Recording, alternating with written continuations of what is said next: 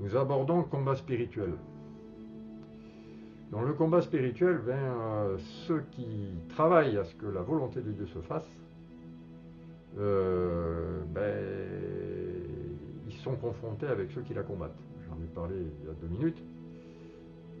Dans le chapitre 10 de Daniel, du livre de Daniel, verset 13, Dieu a répondu à la prière de Daniel avant même qu'il ait fini de prier. Mais les démons stoppent dans le 2e ciel l'arrivée de la bénédiction. Et lorsque l'ange se présente à Daniel, c'est son discours en fait. Il a dit, c'est exactement ce qu'il a dit à Daniel. Hein. Ta prière n'était même pas terminée que la bouche de Dieu a parlé. Mais il a fallu, l'ange qui s'est présenté à Daniel était en but avec l'ange de la Perse, donc avec le diable en l'occurrence. Et donc le message qu'il avait à transmettre de la part de Dieu à Daniel a mis 21 jours à arriver. Et encore, c'est Saint Michel, donc c'est l'archange Michel qui s'est occupé de l'ange de la Perse pour le neutraliser. Mais voilà, donc qu'est-ce qui a débloqué la situation? C'est l'attitude de Daniel, sa recherche de la face de Dieu et son fameux jeûne de 21 jours. Il y a le témoignage dans ce livre, justement, donc dans le livre de Claude Payan, il y a un témoignage de June Lewis, en page 31-32, j'en donne lecture, parce que je n'avais pas eu le temps samedi d'en donner... voilà. June Lewis raconte qu'au Guatemala, il y a eu un président chrétien, et Dieu commença à travers lui à guérir ce pays quand soudain il fut assassiné. Plus tard, alors qu'elle visitait le Guatemala pour y tenir un séminaire sur le combat spirituel, une sœur vint la trouver et lui expliqua l'expérience qu'elle avait vécue et qui l'avait troublée. Elle lui raconta que pendant la nuit où le président fut assassiné, alors qu'elle était en train de prier pour son pays, elle eut une vision. Elle vit soudain au-dessus des bâtiments du gouvernement un combat entre une armée de démons et une armée d'anges qui combattaient pour sa nation. Rappelez-vous justement ce fameux chapitre 10 du livre de Daniel. Chapitre 9 aussi. Il faut lire, en fait, il faut lire 8, 9, 10 en fait, pour bien saisir le contexte. Mais elle vit que finalement l'armée des anges fut vaincue par l'armée des démons. Ces derniers se mirent même à pousser des cris de victoire et à donner gloire à Satan. Seigneur, demanda-t-elle, comment cela est-il possible? Dieu lui répondit, mes anges peuvent seulement soutenir les batailles quand mon peuple prie. Quand mon peuple ne prie pas, mes anges ne peuvent gagner ces batailles. Donc le combat spirituel n'est pas une illusion, un jeu d'ordinateur qui ne va rien trop changer qu'on le livre ou pas. Le combat spirituel n'est pas une option. Il est la cause des malheurs du monde et de nos malheurs personnels ne viennent pas d'une permission divine, mais d'attaques démoniaques, et l'Église doit rentrer dans cette dimension de combat. Beaucoup de choses se déroulent sous le regard de Dieu, non seulement sans que ce soit sa volonté, mais surtout, il les subit avec nous. C'est le sens de la croix. Donc, existe cette horrible croyance de notre participation à la passion du Christ. Il y a certaines églises où on entend ce genre de choses, où nos souffrances sont participation à la passion du Christ. Non, nos souffrances, c'est faute de combat spirituel. Ou bien tu es passif et tu participes à la passion du Christ, d'accord, moi je veux bien voir le fruit que ça porte, mais c'est passif. C'est pas ce que nous demande le Seigneur. Le Seigneur nous demande d'être actif et de combattre. Il y a interférence entre le ciel et la terre, victoire et défaite, volonté de Dieu qui peut ou est empêchée de s'accomplir. Le combat est la libération de la puissance de Dieu. Il faut être conscient qu'il y a un gros différentiel entre une grosse puissance avec peu de débit, donc mettons la puissance de Dieu avec peu de débit, un petit robinet, un chrétien mou qui n'utilise pas son onction, qui a beaucoup d'incrédulité, donc qui prie, et puis qui est victime de ses forteresses, qui est victime c'est justement de cette horrible, Dieu y permet. Donc ça nous flingue notre puissance de prière. Ça. Par contre, en face, on a du monde on a une puissance qui est plus faible, parce que la puissance de Satan est plus faible que celle de Dieu. Le nombre des anges déchus est plus petit, il est plus faible, il est inférieur aux anges qui sont restés fidèles à Dieu. Mais on a affaire à des entités et des personnes sur la terre qui ne lâchent rien, qui sont... J'ai toujours été frappé par le jusqu'au boutisme de Satan. C'est une guêpe, c'est plus qu'une guêpe, quoi. Il sait qu'il... C'est parce qu'il sait qu'il peut gagner les combats que les démons les livrent alors qu'il a pourtant été dépouillé à la croix. C'est important de méditer là-dessus. Ça explique pourquoi il est jusqu'au boutiste. Il tape, il sait qu'il va s'en prendre plein la face, mais il tape, et il lâche rien, et il essaie toujours de décourager le chrétien, et il compte bien ce que le chrétien se décourage, et ce qu'il abandonne le combat spirituel pour faire ce qu'il veut, et il y va à grands coups de forteresse, à grands coups d'idées reçues, et à grands coups de tout ce qu'on veut, et tout, il retarde, justement on vient de le voir, il retarde les bénédictions du ciel en espérant bien, en escomptant bien que tu vas, mon frère, ma soeur, que tu vas lâcher, que tu vas dire, ouais, finalement, c'est plus à peine, quoi. C'est la volonté de Dieu qu'on fait avec. Et puis, et finalement, tu vas penser ça, tu vas avoir l'air soumis à Dieu, mais en fait, ce qui va se passer, c'est que tu vas te désespérer. Et que, au bout du compte, tu quitteras les rangs des chrétiens, que tu iras chercher dans d'autres spiritualités quelque chose qui t'anesthésie. Voilà, il essaye de te détourner de Jésus, le chemin, la vérité, la vie, l'alpha et l'oméga, le commencement, le chemin et la fin. Il essaie de te détourner de lui. C'est pour ça qu'il travaille, parce que les chrétiens gardent toutes sortes de prises limitant l'onction et la puissance. De manière insidieuse, à dose homéopathique, c'est la collusion avec le mal. Nous laissons entrer des choses dans nos cœurs parce que l'ennemi nous les injecte, mais alors, tu sais, à dose infinitésimale, tu vois, les trucs qui font pas bouger nos curseurs, qui passent sous les radars, des trucs qu'on admet, et que si on voyait, si on se réveillait, qu'on considère bien les choses,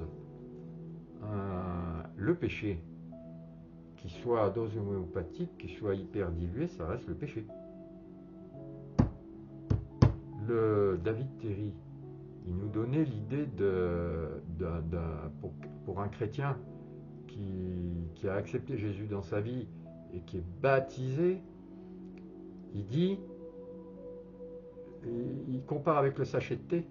Tu as mis le sachet de thé dans l'eau, le thé, tu ne peux plus l'enlever. Bon. Ben, en fait, avec le péché, c'est un peu comme ça, en ce sens quand même que malgré tout, il n'y a rien de définitif, parce qu'on a toujours la possibilité de demander pardon à Dieu, mais quand même, ça agit de la même façon. Le thé reste du thé, et l'eau dans laquelle il est plongé n'est plus vraiment de l'eau. Le thé reste du thé, le péché reste le péché. Et c'est pas parce que le thé tu le bois, si tu prenais, si on te faisait consommer un sac de 300 kg de thé, qu'on le mette dans très peu d'eau, tu pourrais pas l'avaler, tu dirais, bah, c'est dégueulasse. Ben, avec le péché, c'est ça. Le diable, il fait pareil avec nous, avec le péché. Nous sommes des chrétiens, on ne veut pas pécher. L'idée même du péché, mais il y a des doses de péché que l'on admet. Hein, le petit regard vicelard que tu vas porter sur une publicité, parce que les publicités à la télé, ou même simplement dans la rue, hein, petit regard qui va s'attarder sur certaines parties de la personne, tu dis, bon, ouais, non, mais c'est le péché quand même si tu n'as fait que regarder. C'est le péché. Et tu l'admets, et le démon, il te prend. Rien qu'avec ça, il te prend. Rien qu'avec ça. Il n'y a rien, hein. C'est un cheveu, c'est rien, mais il te prend avec ça. Il te prend et il te fiche ton onction et ta puissance en l'air avec ça. Parce que c'est tellement faible et tellement infinitésimal que tu ne vas même pas penser à demander pardon à Dieu pour ça. Tu vas dire, ouais, c'est pas grave, On peut regarder le menu, on n'est pas obligé de rentrer dans le restaurant. Ouais, mais mon frère, ma soeur, à force de regarder le menu, un jour ou l'autre, tu finis par rentrer dans le restaurant. Hein, et tu vas manger la nourriture qui te sera servie par qui? C'est toi qui choisis. Soit tu rentres dans les restaurants de Dieu, soit tu rentres dans ceux du diable. Mais en attendant, eh bien, le péché à dose homéopathique, il est là. Et même en homéopathie, la substance reste la substance, même si elle est diluée à on ne sait combien. Mais la substance pécamineuse reste la substance. Donc on ne doit rien accepter. Il nous faut renouveler nos pensées. Il nous faut renouveler notre intelligence, renouveler nos pensées. Ne plus accepter les messages du diable, tout ce qui est véhiculé, l'ambiance, tout ce qu'il y a dans les médias, tout ce que... Paf, on est dans le monde, mais on n'est pas du monde. Donc, renouvellement des pensées. Pourquoi? Pour être apte au combat spirituel. Libérer la puissance de Dieu dans une proportion supérieure à la puissance du diable. Pour ça, il faut des gros tuyaux, des gros câbles qui lâchent plus d'onction. Alors, si tu penses que tu n'as pas encore accès d'onction, que tu n'as pas encore assez d'esprit et de foi, eh bien, il faut plus de chrétiens dans l'unité pour augmenter l'onction. Mais, en l'occurrence, de toute façon, l'un dans l'autre, Luc nous dit, dans son chapitre 18, il faut toujours prier, prier sans cesse. Pourquoi? Pour être toujours rempli et en état de libérer la puissance de Dieu. Hein? Donc prier sans cesse, c'est pas toujours blablabla, c'est tout faire sous le regard du Seigneur. Avoir conscience de sa présence et tout faire sous son regard. Tout. Du matin au soir et du soir au matin. Voilà. Moi je fais de l'escalade, même quand je grimpe, alors je ne dis pas que quand je suis dans le mouvement, je le fais sous son regard, mais au pied de la voie, je dis, allez Seigneur, je le fais avec toi. Saint-Esprit, je le fais avec toi. Allez, tu vas m'aider, tu vas me faire comprendre le geste, tout ce que je dois faire, tu vas me faire comprendre, tu vas me montrer. Et je veux te dire que dans des passages difficiles en escalade, des passages où je bute, je l'entends qui me dit, mais pourquoi tu fais pas, pourquoi tu vas pas là, pourquoi est-ce que tu mets ton pied là, pourquoi est-ce que tu le mets pas là? Et ça fonctionne. Il m'aide. C'est comme ça. La vie avec l'esprit, c'est ça. C'est que le Seigneur, il s'intéresse à toutes les composantes de ta vie, et tout ce qui fait ta vie. Et quand tu sais ça, tu es tout le temps sous son regard. Et c'est ça qui te permet d'être rempli. Claude Payen aborde aussi l'histoire de Job. Alors Job, c'est un grand problème, c'est un véritable apprentissage du monde spirituel. Il y a beaucoup de nuances qui nous échappent car les traductions ne nous permettent pas de saisir d'emblée les intentions avec lesquelles les choses sont racontées. C'est un livre vraiment à lire avec le concours de l'Esprit Saint. Dieu semble faire une expérience avec Job pour voir s'il lui reste vraiment fidèle. Il choisit celui qui le sert le mieux et le laisse aux mains du diable pour l'éprouver en permettant qu'il perde tout. Tiens, comment est-ce qu'il va réagir si il lui arrive ci ou ça? C'est un peu vicieux, non?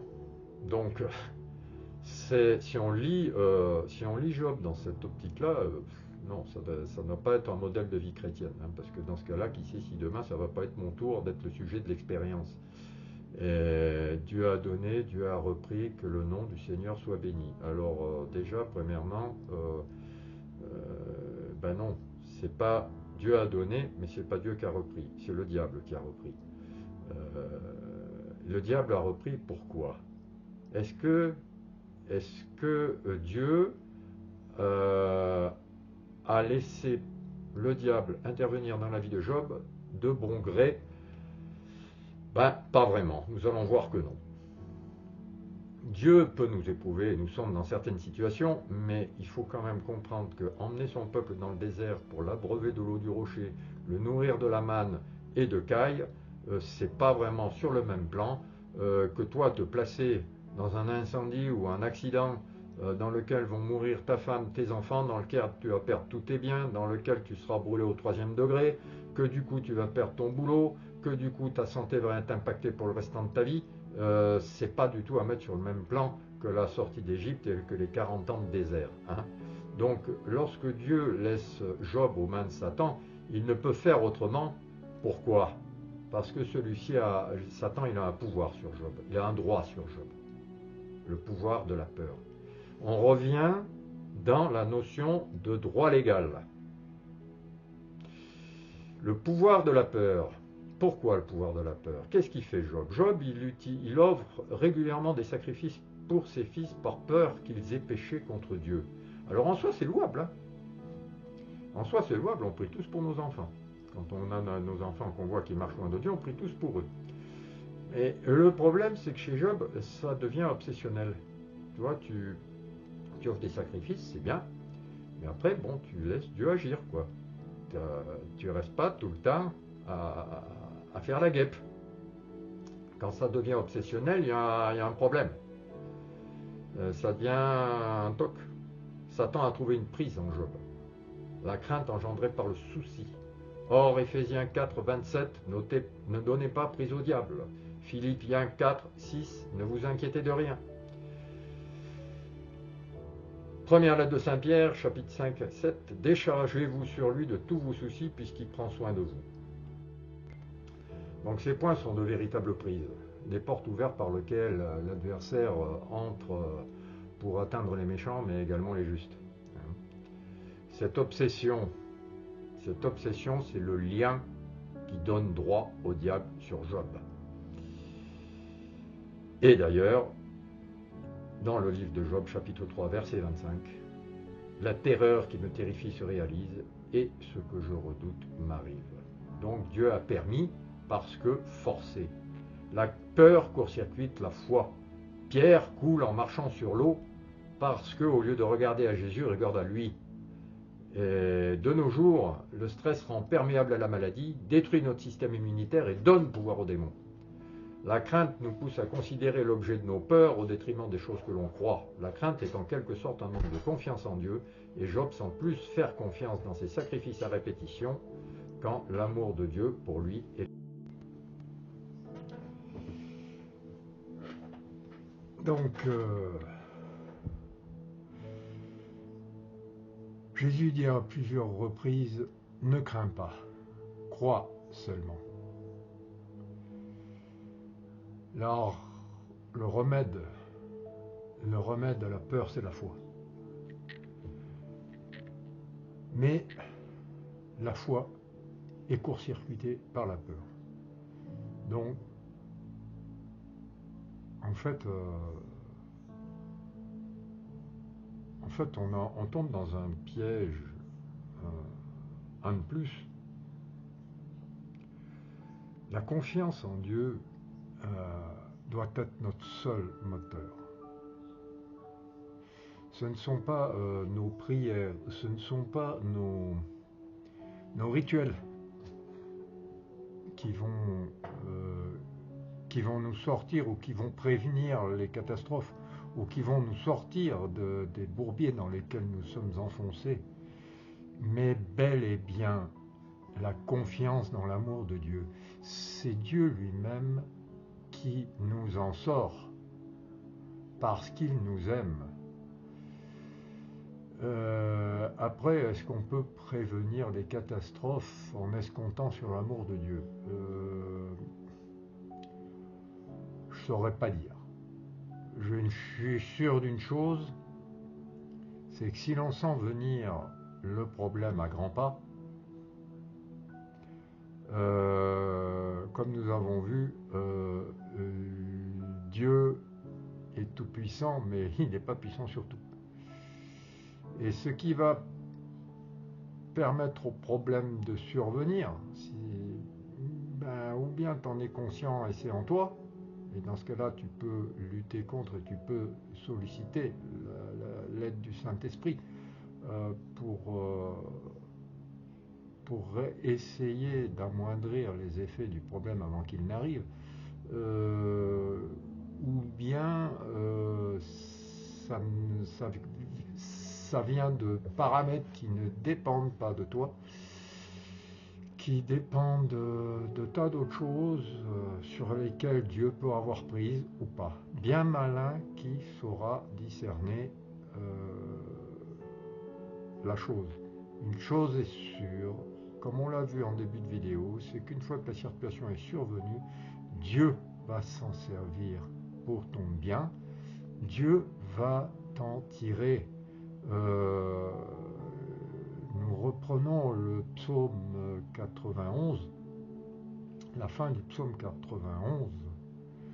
Je le défends car il connaît mon nom, je suis avec lui dans son épreuve, je veux le libérer, le glorifier. Voilà, ça, c'est sûr, c'est béton, c'est l'amour de notre Seigneur. Et donc, ne crains pas, Jésus dit, crois seulement. Ne t'ai-je pas dit que si tu crois, tu verras la gloire de Dieu, a-t-il dit à Marthe, hein? Bon. Alors, Deutéronome, chapitre 1, verset 21. Vois, le Seigneur ton Dieu a mis ce pays devant tes yeux, monte en prendre possession comme t'a dit le Seigneur, le Dieu de tes pères, ne crains pas, ne t'effraie pas. Premier livre des Chroniques, chapitre 22, verset 13. Sois fort et courageux, ne crains pas, ne t'effraie pas. C'est marrant, hein? Au chapitre 28, verset 20, David dit alors à son fils Salomon, sois ferme et courageux au travail, ne crains pas, ne t'effraie pas, car le Seigneur ton Dieu, mon Dieu, est avec toi, il ne te délaissera pas, il ne t'abandonnera pas. Deuxième livre des rois, chapitre 6, verset 16, Élisée répondit, n'aie pas peur, il a dit à Géasi son serviteur, car ceux qui sont avec nous sont plus nombreux que ceux qui sont avec eux. Luc chapitre 12 verset 32, sois sans crainte petit troupeau, votre Père a trouvé bon de vous donner le royaume. Acte 18, 9, une nuit le Seigneur dit à Paul dans une vision, sois sans crainte, parle, ne garde pas le silence.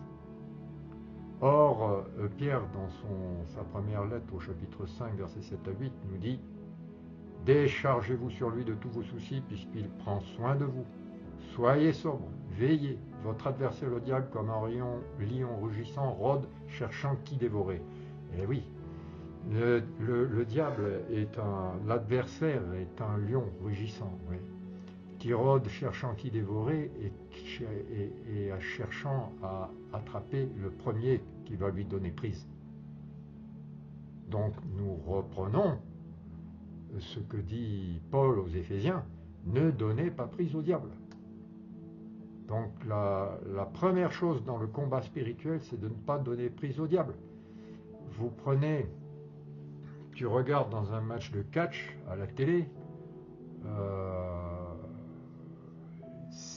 c'est celui qui donne le moins de prise à son adversaire, il arrive à le fatiguer son adversaire, et après le combat peut virer comme ça. Le combat, quel qu'il soit spirituel, que ce soit un combat physique, je suis un ancien militaire de carrière, je sais ce que c'est que le combat rapproché, et je peux te dire que celui qui gagne, c'est celui qui est le plus rapide, c'est celui qui donne le moins de prise. Tu sais qu'en combat rapproché, en close combat, comme on appelait ça autrefois, on passait plus de temps à apprendre à s'esquiver, l'art de l'esquive, et que finalement dans l'offensive. Donc l'esquive, c'est un peu ça, ne pas donner prise. C'est l'art de s'escamoter. Tu crois que je suis là, pouf, je suis déjà plus là. Voilà. Et bien avec le diable, il faut faire pareil. On est dans le même genre de combat. Donc, tout ça pour dire que la Bible contient beaucoup de déclarations fausses concernant Dieu, mais exprimées avec sincérité et honnêteté par des hommes qui en avaient une connaissance limitée. Job avait une connaissance limitée. Quand il dit Dieu a donné, Dieu a repris, béni soit le nom du Seigneur, il ne semble pas être au courant qu'il y a un diable. Donc, évidemment, pour lui, la seule référence est Dieu. Mais nous ne sommes plus du temps de Job. Nous avons Jésus. Jésus, entre-temps, est venu. Il est venu vivre parmi nous et il nous a fait connaître Dieu le Père. C'est qui me voit, voit le Père, Philippe. Hein? Tu ne crois donc pas que je suis dans le Père et que le Père est en moi. Qui me voit, voit le Père. Donc c'est pour ça qu'il est essentiel de lire l'Ancien Testament à la lumière du Nouveau. L'histoire de Job, c'est celle de nos vies, lorsque nous n'avons pas fermé certaines portes. Ces portes-là, ce ne sont pas forcément des péchés, mais ça peut être la crainte, ça peut être des... Enfin, en même temps, la crainte, est-ce que ce n'est pas... Je te pose la question, mon frère, ma soeur, est-ce que la crainte, ce n'est pas un manque de confiance en Dieu? Et le manque de confiance en Dieu, c'est quand même plus ou moins un péché quand même, quoi. En tout cas, moi, c'est quelque chose que je confesserai. Voilà, parce que je sais que mon Seigneur, que l'Esprit Saint qui est en moi, il va être attristé par mon manque de confiance. Et donc, quand on attriste le Saint-Esprit, bah, c'est quand même plus ou moins un péché, même si c'est plus subtil. Mais Dieu fait quand même ce qu'il peut pour limiter les dégâts. Et d'ailleurs, considérant la terrible pression qu'il a subie, parce que le pauvre Job, en l'espace de peu de temps, d'ailleurs, il paraît que l'épreuve a duré un peu moins d'1 an, au total. Mais le pauvre Job, considérant la terrible pression qu'il a subie, Dieu le rétablit dans son ancienne condition en doublant tout ce qu'il avait perdu. Donc, ce n'est pas pour rien. Hein? Le Seigneur a pris pitié de son serviteur. Mais finalement, quand on regarde bien tout le livre de Job, il a quand même pris soin, le Seigneur, de souligner que ses amis avaient mal parlé de lui. Hein. Les 3 amis de Job, il a quand même souligné qu'ils avaient mal parlé de lui. Pourtant, à tout bien y voir, les amis de Job pensaient même, on pouvait même penser qu'ils avaient parlé du Seigneur en des termes plutôt avantageux. Ben, c'était pas l'avis de Dieu. Hein? Lorsque Dieu dit quel est donc celui-là qui obscurcit mes plans par des propos dénués de sens, et qui s'ensuit toute une tirade qui dure plusieurs chapitres, où Dieu reprend Job et finalement lui reproche à travers tous ces versets son manque de confiance. Parce qu'en fait c'est ça, Job il se fait dresser les côtes par le Seigneur, et à travers toutes ces merveilles que le Seigneur rappelle à Job, il est en train de lui dire, il est en train tout simplement de lui reprocher son manque de confiance.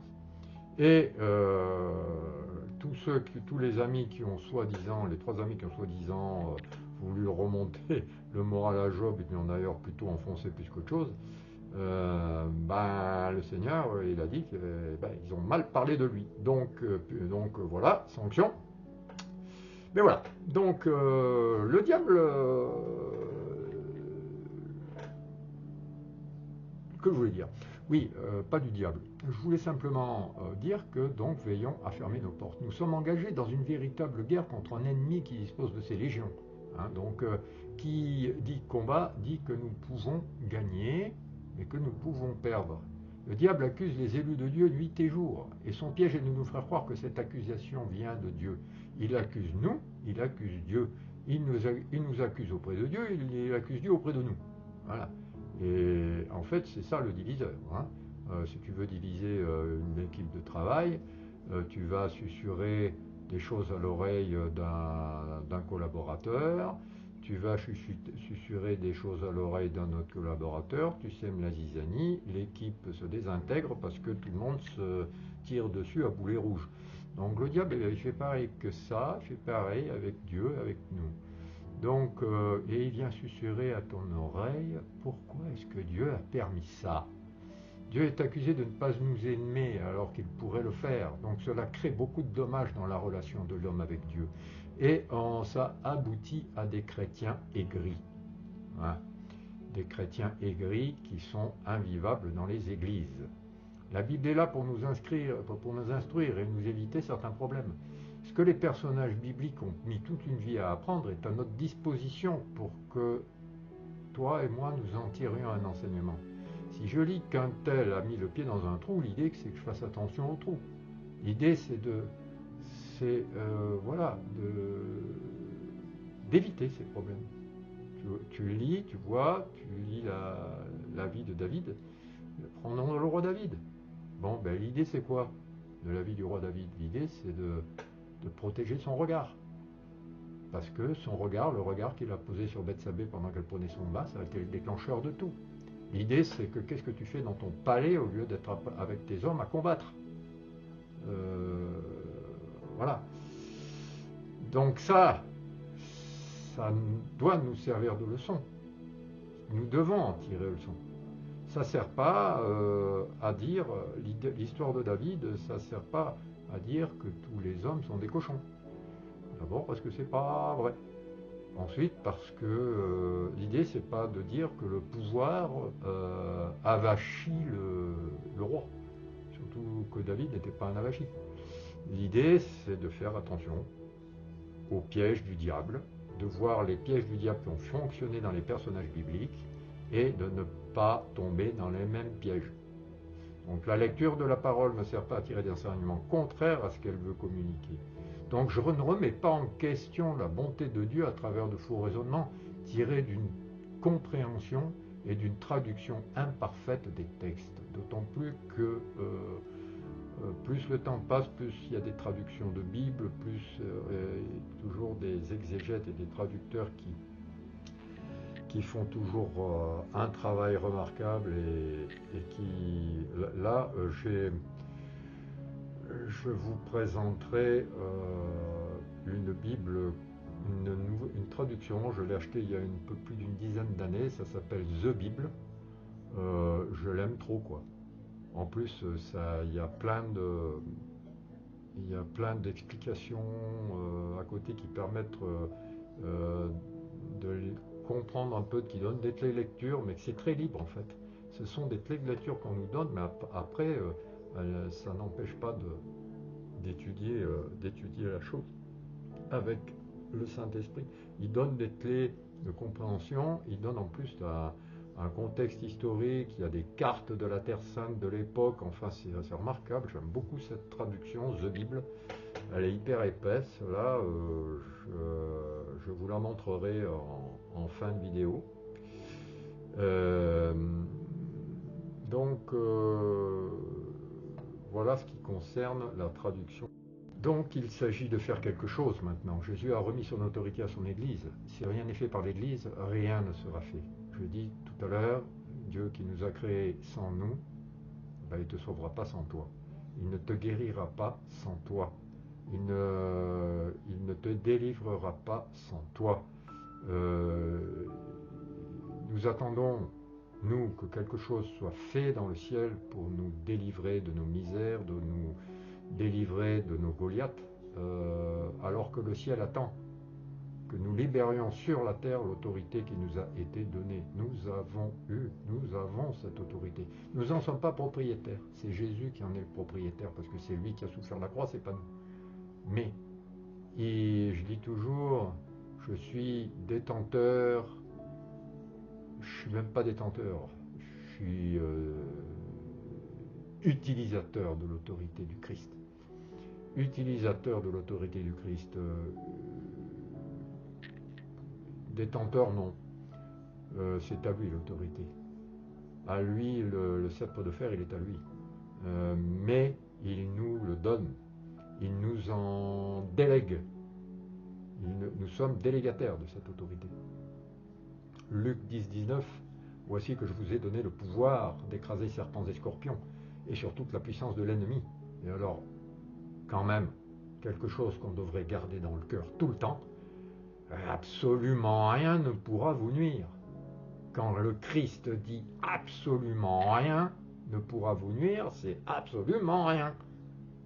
Donc qu'est-ce qu'on craint d'utiliser cette autorité? tu crains quoi d'utiliser l'autorité du Christ? Tu crains des représailles démoniaques?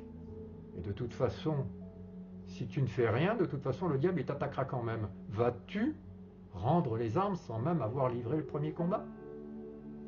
Mais moi, à l'armée, j'ai appris à être offensif. Même parce que si tu n'attaques pas, c'est l'ennemi qui t'attaque. Et la meilleure des défenses, souvent, c'est l'attaque dans le combat.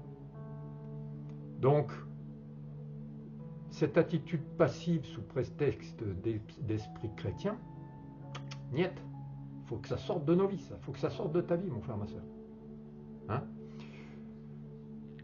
La parabole de l'épouse qui a la carte bleue, ben, voilà, hein. Monsieur donne la carte bleue à madame pour qu'elle fasse ses achats, madame rentre dans le magasin, monsieur suit, regarde les rayons, tout ça, madame fait ses emplettes, et puis pendant que monsieur garde les rayons, chérie, tu peux venir payer? Monsieur regarde sa femme avec un petit sourire en coin, mais chérie, je viens de te filer la carte bleue, vas-y, paye.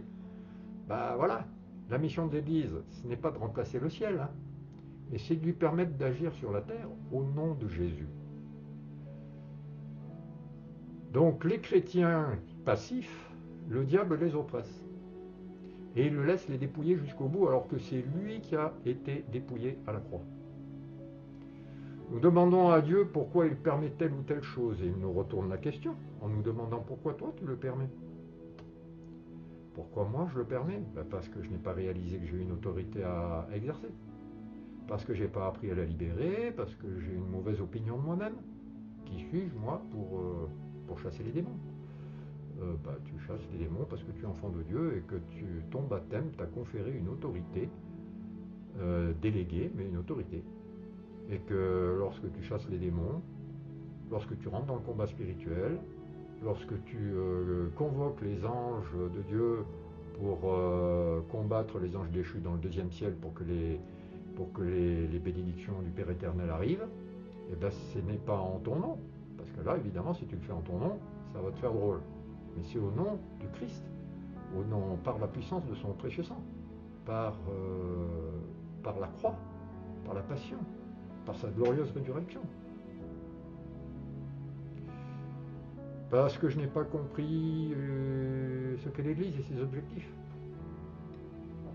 Et puis à cause de fausses doctrines, par exemple cette fameuse doctrine de démons qu'on trouve dans certaines églises, la souffrance nous fait participer à la passion du Christ pour le salut du monde. Alors ça, l'homme co-rédempteur, pour arriver à mettre une forteresse dans la tête des gens, il n'y a pas mieux.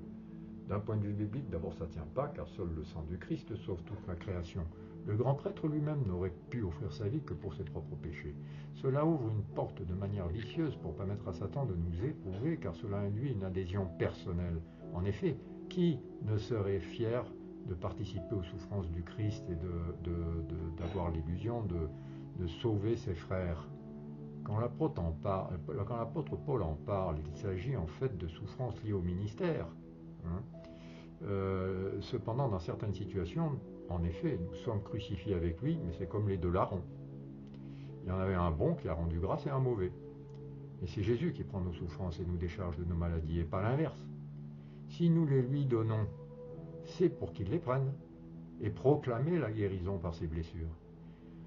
Sinon après, si chacun fait bien ce qu'il veut personnellement et croit ce qu'il veut, mais il vaut mieux éviter de suggérer ce genre de doctrine et de la marteler à des gens désemparés qui ont besoin de consolation. Enfin, le dernier point, on arrive quand même tout doucement à la fin de ce résumé. Un seul passage, comme au défilé militaire, quand je défilais au 14 juillet devant le président de la République, c'est un seul passage. C'est parce que de tout ce dont on parle, c'est grave. Le ciel, c'est pas un plan B. Le ciel, c'est pas un endroit où, comment dire, c'est pas un endroit où on va aller parce que la première création, tout est raté. Ben non, justement, tout n'est pas raté. C'est justement l'autre, encore un piège du démon avec une autre doctrine de démon qui fait croire que sur la terre, eh ben, ça vaut plus la peine d'être vécu parce que tout est noyauté par Satan et ses anges déçus et que du coup on doit subir passivement le mal, être malheureux, offrir nos souffrances, sans rien faire du tout, en attendant d'être enlevé au ciel. Non, l'histoire humaine est une histoire sacrée. Et parce qu'il n'y a qu'un seul passage. Il y a le diable qui règne sur la terre, mais c'est à nous, à travers le combat spirituel, à travers l'évangélisation, de faire descendre le ciel sur la terre, en détruisant les œuvres du diable, en redonnant ainsi le contrôle à Dieu sur la création. Dieu, il a le contrôle sur la création, il ne le reprendra pas. Et tu veux que je te dise pourquoi il ne le reprendra pas? Parce qu'il nous aime trop pour ça. Il veut de nous, il veut faire de nous des dieux. Il veut que nous reprenions, que nous lui redonnions le contrôle. Il ne veut pas le prendre de lui-même.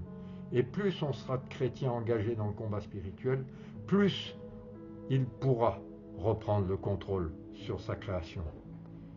Tout simplement, nous, en lui redonnant le contrôle de nos vies personnelles. Et plus on sera nombreux à lui redonner le contrôle de nos vies personnelles, plus il pourra contrôler l'histoire dans son dessein. Donc il y a des choses à faire. Louer Dieu, sanctifier son nom parce qu'il est bon, généreux, juste, compatissant et plein d'amour. Sanctifier son nom en expliquant qu'il n'est pas la cause des injustices. Chose à faire, qu'une église forte se lève, comme Élie, pour renverser le cours des choses. Ézéchiel chapitre 36 verset 23, « Je sanctifierai mon grand nom profané parmi les nations, mon nom que vous avez profané au milieu d'elles.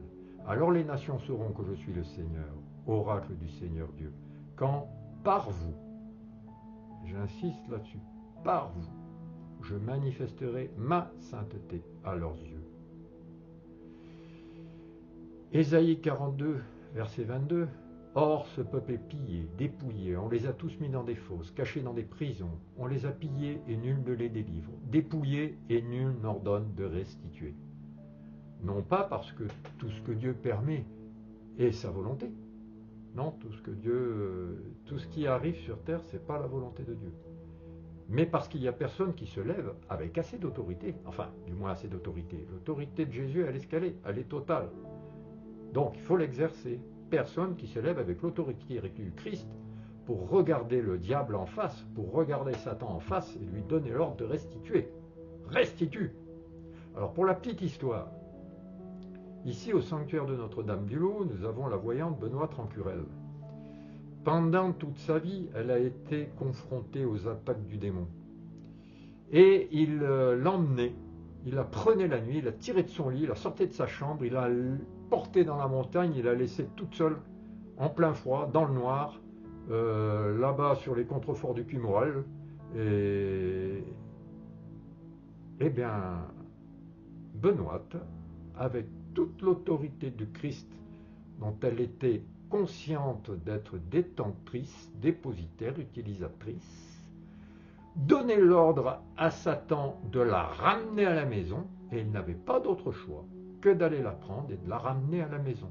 Donc, nous avons l'autorité pour donner l'ordre aux démons de restituer notre santé, de restituer notre fortune, de restituer les biens, tous les biens que nous avons perdus, de restituer nos enfants qui sont loin de nous, qui sont divisés, qui sont qui veulent plus entendre parler de nous, de nous restituer, de restituer le cœur des époux à leurs épouses et de restituer le cœur des épouses à leurs époux, en fait remettre la création en ordre tel qu'il l'a trouvée. Ça va loin ce que je dis, ça va très loin, mais ça en est là. Nous avons l'autorité pour donner l'ordre à Satan de remettre la création, enfin, du moins, au moins à notre niveau, à nous, au niveau de notre personne et de notre famille, de remettre les choses en ordre. Benoît Trancurel, elle ne dit pas autre chose, elle n'a pas fait autre chose en donnant l'ordre au démon de la ramener à la maison. Donc voilà, restitution, restitution. Donc, voilà, on va conclure. Donc en conclusion, Dieu est juste et bon. C'est le diable qui est la cause des injustices ici-bas. Donc nous avons à lui résister avec autorité. Hein. Jacques, l'apôtre Jacques nous dit « Résistez au diable et il fuira loin de vous ». Donc résistons-lui avec autorité. Ça suffit de subir. Ça suffit de subir. Mon frère, ma soeur, tu as assez subi. Maintenant, tu as à te lever et à combattre avec la puissance de la déclaration, avec l'autorité de Jésus-Christ dans ta vie. Tu as à déclarer ta liberté. Tu as à déclarer, à donner l'ordre à Satan de remettre ta vie en ordre, à remettre tel qu'il l'a trouvé en ordre. Tu as